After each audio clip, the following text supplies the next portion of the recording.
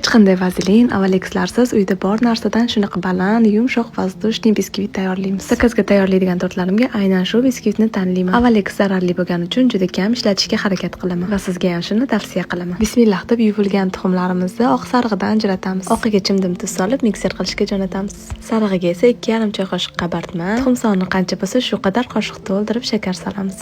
Tuxum oqi ko'pirishni boshlagach, shakarni qo'shib mikserlashda davom etamiz. Sarig'iga esa suv va o'simlik yog'i qo'shamiz. Unni esa albatta elab qo'shamiz. 6 ta tuxum uchun 12 osh qoshiqda un bo'ladi. Qora biskvit uchun 8 osh qoshiq un va 4 osh qoshiq kakao solamiz. Qoshiqlarimizni to'ldirib olamiz va aynan shunaqa quyuq massa holatiga kelganda oppoq penkamizga qo'shamiz. Yarmini qo'shib aralashtiramiz, so'ng yana yarmini qo'shib aralashtiramiz. Sizlarda mikser bitta bo'lsa, birinchi sarig'ini ko'pirtirib olib tayyor qilib olasizlar, keyin oqini ko'pirtirishni boshlaysiz. Shu ko'rinishdagi biskvitni qolipga joylab, avvaldan qizib turgan gaz pechiga 40-45 daqiqaga jo'natamiz. Qarabsizki, sizni ko'zingizni quvnatadigan biskvitingiz tayyor. Endi tortga zakaz bermasanglar ham bo'ladi.